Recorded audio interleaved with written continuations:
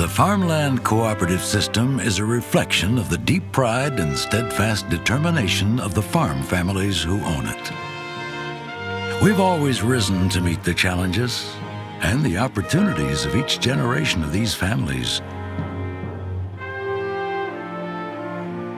To understand this, you need a sense of our history, how we started, where we've been,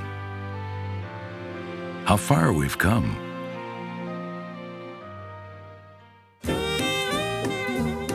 Farmland's story begins more than 70 years ago when agriculture was shifting from animal to mechanical power. In 1929, on the eve of the Great Depression, a small business called Union Oil Company began in North Kansas City, Missouri.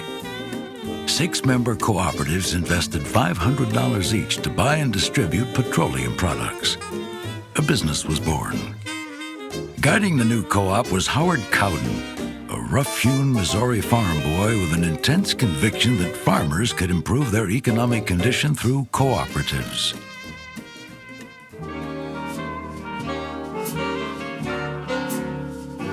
Times were tough. Dust Bowl-stricken farmers, realizing they must work together, began establishing local cooperatives throughout the Midwest. Ironically, the depression that destroyed so many businesses spurred Union Oil's growth. With incomes low, the few dollars saved through co-op patronage refunds became critical to farm families. The co-op flourished, and expansion came quickly. By 1936, the co-op, now renamed Consumers Cooperative Association, was distributing more than 200 products. As the 30s closed, Cowden's dream of a farmer-owned refinery became reality.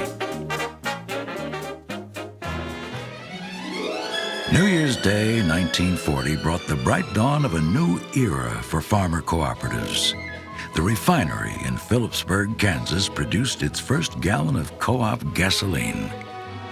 Within months, the major oil companies began to cut off crude oil supplies. To survive, we had to find our own source. But survive we did. 11 months later, the first cooperative oil well near Layton, Kansas, struck crude. The refinery began to return large profits immediately. Encouraged by the success, CCA bought a second refinery in Scottsbluff, Nebraska. In 1943, the refinery and lube oil plant at Coffeyville, Kansas, was purchased. By 1945, the number of producing oil wells had grown to 369. Members breathed easier now, feeling protected against fuel shortages. But fuel wasn't the only challenge. The next hurdle was in animal feed.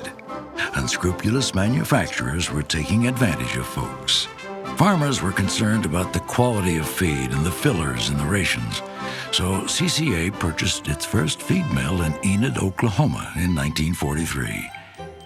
We instituted the first open formula program, disclosing not only the ingredients in the feed, but the percentage of each ingredient, a system that helped revolutionize the industry. World War II changed every American family, and of course CCA changed too. Science and post-war prosperity sparked demand for chemical plant foods, especially nitrogen. To meet this need, in 1951, we constructed a $16 million nitrogen plant in Lawrence, Kansas. Financing the plant was so difficult, we had to exit some low-margin businesses, including lumber, groceries, and tractors. But as a result, our members had another strong competitive advantage. By the mid-1950s, we entered livestock marketing.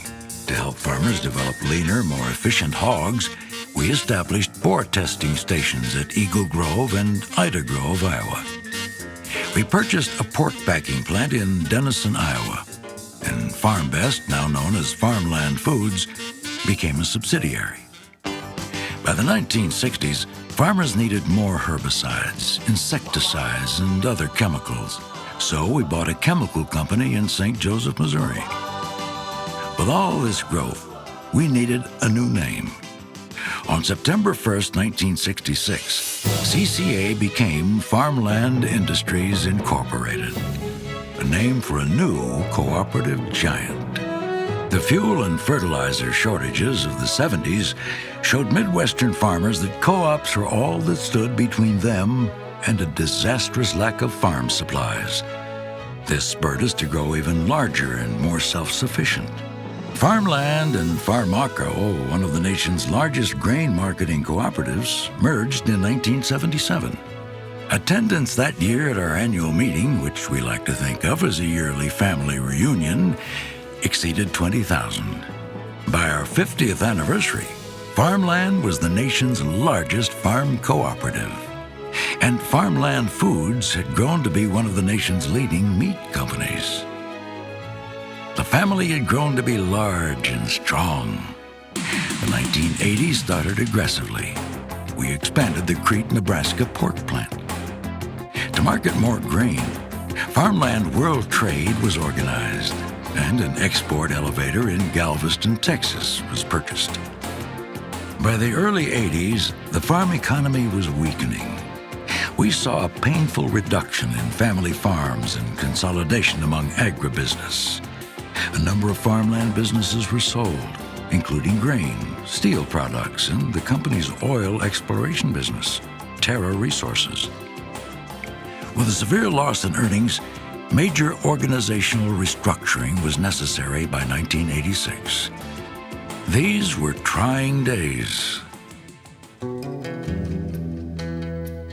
But with careful planning and hard work, the Farmland family drew together and fought back. Project Tomorrow was introduced. We established a base capital plan to manage member equity. Proportional voting was initiated. Consolidation discussions began with Cenex and Land O'Lakes.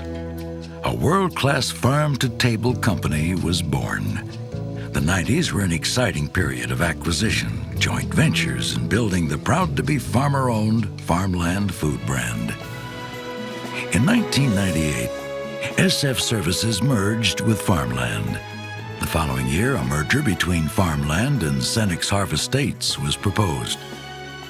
The merger was not approved, but Farmland moved forward by putting together innovative marketing joint ventures such as AgriLiance, Land O'Lakes Farmland Feed, and ADM Farmland Grain. Today, we are the largest manufacturer of nitrogen fertilizer in North America and an industry leader in producing nitrogen with alternative energy sources such as petroleum coke and coal. Our nitrogen plant in Trinidad is a hedge against domestic natural gas prices. We manufacture high-quality phosphate-based fertilizer. The Farmland brand represents one of the fastest-growing food companies in the United States. Our products can be found in restaurants and grocery stores in more than 60 countries.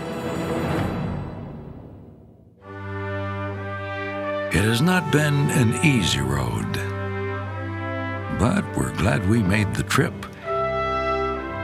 because we've helped meet the business needs of each generation of farm families who own the Farmland Cooperative System.